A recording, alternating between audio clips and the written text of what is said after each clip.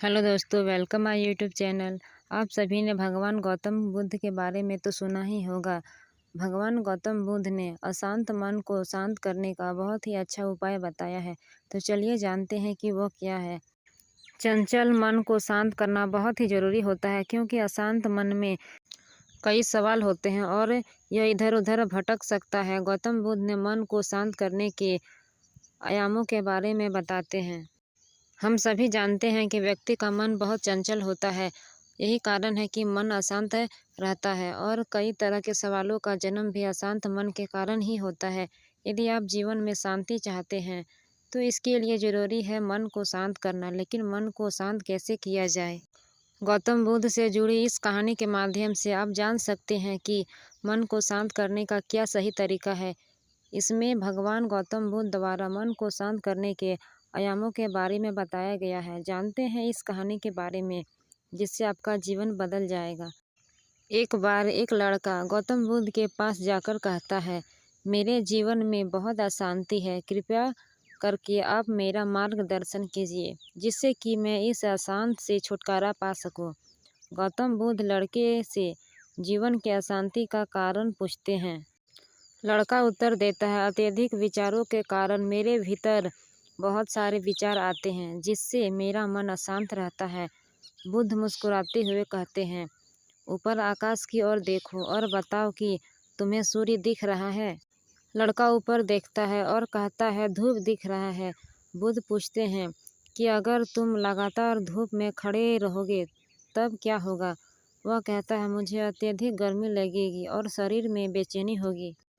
बुद्ध लड़के से कहते हैं कि अगर धूप में खड़े रहने से तुम्हें गर्मी लगती है तो इसमें दोष किसका है, सूर्य के ताप का या तुम्हारा? लड़का कुछ सोचने के बाद कहता है जवाब में, आप भी बताइए।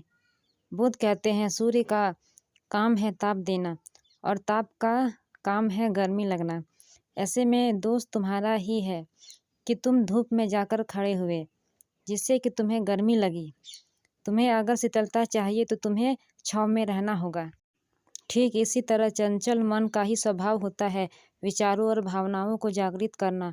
विचार क्षण भर के लिए ही होते हैं, लेकिन विचार से पैदा हुए भावनाएं देर तक टिकी रहती है। लेकिन यह तुम्हें निर्णय लेना है कि तुम्हें विचार और भावनाओं के साथ चलना है या अलग दिशा बनानी है।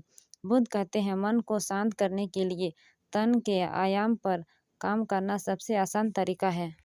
शरीर के स्तर पर हमारी कर्मेंद्रियां और ज्ञानेंद्रियां हैं। कर्मेंद्रियां कर्म यानी ज्ञानेंद्रियां ज्ञान से जुड़ी होती है। इससे हम अपनी संवेदनशीलता को बढ़ा सकते हैं, यानी हम भी जो काम करें उसे आनंद के साथ करें। मन के आयाम से हटकर तन के आयाम पर जाने से ही तुम्हारा चित्त शांत होगा। ऐसा करने से तुम मन के आयाम से हटकर शरीर के आयाम पर आ जाओगे। ठीक उसी तरह जैसे तुम धूप से हटकर छाँव में आ सकते थे, मन के आयाम से हटने पर तुम्हारी जागरूकता तन पर आ जाएगी। जब तुम तन के आयाम पर काम करोगे तब तुम्हारा चित्त शांत होगा। इसलिए हर काम को तन के आयाम पर करने से मन स्वतः शांत हो जाता है। लड़का बुद्ध से कहता है, अपने भीतर के सुर को कैसे सुने? बुद्ध कहते हैं, किसी शांत स्थान पर रहकर जहाँ शांति हो, तब अपनी आंखें बंद करो और मन के भीतर चल रहे सुर से हटकर भीतर के सुर को सुनने की कोशिश करो। सुर निरंतर चलता रहता है, इसलिए बाहर के शोर के कारण तुम अपने मन के भीतर चल रहे सुर को नहीं सुन पाते। तुम अपने दोनों कानों को अपने दोनों हाथों से बंद कर दोगे, तभी मन के सुर को सुन पाओगे। इस तरह तुम मन के अशांति से दूर हो जाओगे और तुम्हारा मन शांत हो जाएगा। तो दोस्तों, आपको यह वीडियो कैसी लगी कमेंट में ज़रूर लिखें। यदि आप मेरे चैनल पर नए हैं तो मेरे चैनल को सब्सक्राइब करके रखें, ताकि मेरी हर एक वीडियो आप तक पहुँचे। तो फिर मिलेंगे एक नई वीडियो के साथ। Thank you.